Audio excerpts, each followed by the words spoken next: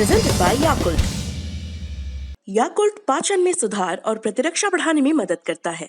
प्रतिदिन याकुल्ट का सेवन करें। पहले देखिए हमारी वीडियो रिपोर्ट का एक छोटा सा हिस्सा।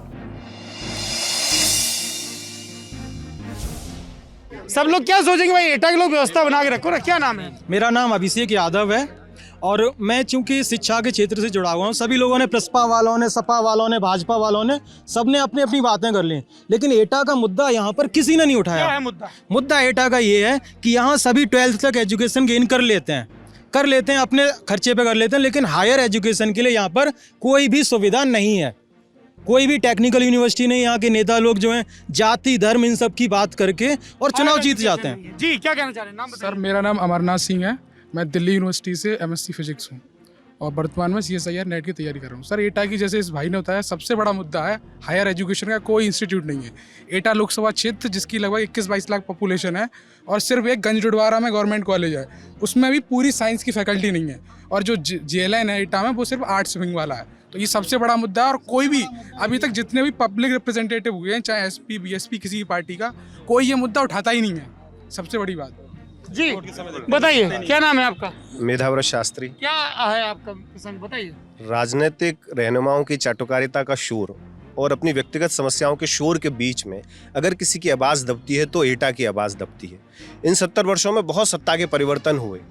इन 70 वर्षों में जितने परिवर्तन हुए उसमें यदि कुछ नहीं बला तो सिर्फ और सिर्फ एटा की स्थिति नहीं बदली। हम जहां खड़े थे उससे पीछे चल रहे हैं। आप आश्चर्य करेंगे, एटा एकमात्र जनपद है पूरे उत्तर प्रदेश में जहां आप बुलेट ट्रेन, मेट्रो ट्रेन और इनका शोर सुनते हैं। हमारे यहाँ सामान्य रेल कनेक्टिविटी आज तक नहीं है। शिक्षा की जो वास्तविकता है वो इन बच्चों ने बता दी है। स्वास्थ्य की जो यहाँ स्थिति थी, आज तक यहाँ सिर्फ रेफर स्लिप बनाई जाती थी। एक मेडिकल कॉलेज अभी नया बना है। पिछले दिनों जो रहस्यमयी बीमारी फिरोजाबाद से चली, वो शायद एक बेटी यहाँ पे भी उससे संक्रमित हुई। तो जब उसको मेडिकल कॉलेज में ले गए तो जो पैटर्न पहले था कि जैसे ही मरीज आया तुरंत रेफर स्लिप बनाई, उसको आगरा विदा कर दिया। मेडिकल कॉलेज को शुरू होने के बाद यहाँ 4 प्राचार्य आए, उनकी नियुक्तियाँ होती बाद में है, वो किसी न किसी मामले में पहले हटा दिए जाते हैं। अगर इस रिपोर्ट को आप पूरा देखना चाहते हैं तो आपको जाना होगा हमारे नए YouTube channel Lalan top UP पर। वहां आपको सौरभ द्विवेदी पूछते मिलेंगे क्या हाल है यूपी। उत्तर प्रदेश चुनाव से जुड़ी हमारी पूरी कवरेज आपको मिलेगी और मिलेंगे मजेदार व्लॉग्स। अगर आप हमारी कवरेज से जुड़ना भी चाहते हैं तो हमें मेल कीजिए lt.chunav@gmail.com पर। अब चलते हैं दिन की सुर्खियों की तरफ। पहली सुर्खी जम्मू कश्मीर से है। शोपियां जिले के ऋषिपुरा में आज टेरिटोरियल आर्मी की 162वीं बटालियन के राइफलमैन शाकिर मंसूर वागे का पूरे सैनिक सम्मान के साथ अंतिम संस्कार कर दिया गया। बकरीद के लिए घर आए शाकिर आज से 14 महीने पहले 2 अगस्त के रोज अपने घर से निकले, लेकिन न वो अपने कैंप पहुंचे और न घर वापस आए। 2 अगस्त की ही रात को उनकी जली हुई कार बगल के कुलगाम जिले से मिल गई। आशंका जताई गई कि शाकिर को उग्रवादियों ने अगवा कर लिया है। हफ्ते भर बाद घर से तकरीबन 3 किलोमीटर दूर शाकिर के कपड़े मिल गए जिन पर खून सना हुआ था, लेकिन शाकिर का अता पता नहीं चला। बाद में जाकर एक ऑडियो क्लिप आई जिसमें कुछ आतंकियों ने इस वारदात की जिम्मेदारी ली।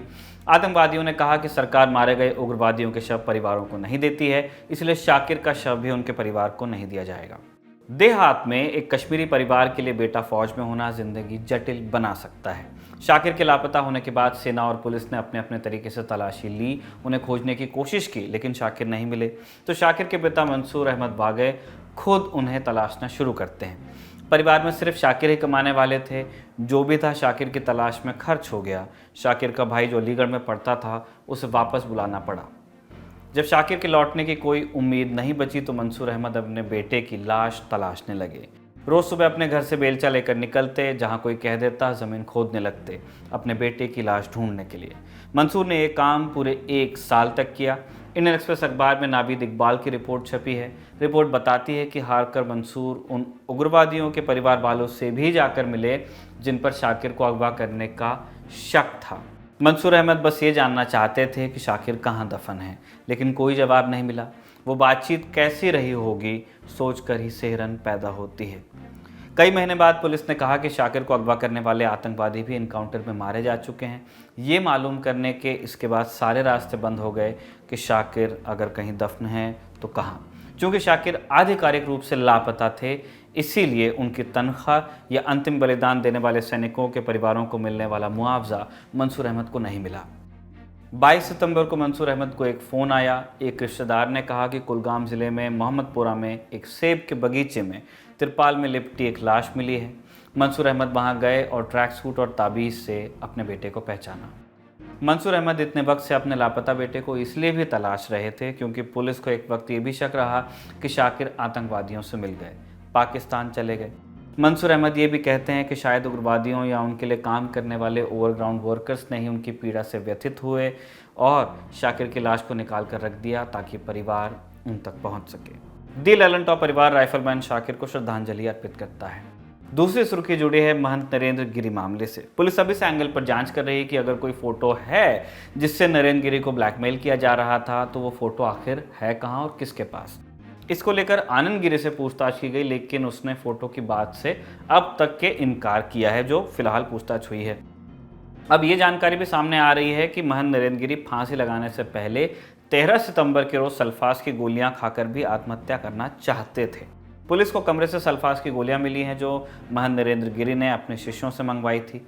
फांसी के लिए जो रस्सी इस्तेमाल हुई वो भी एक शिष्य से ही मंगवाई गई थी।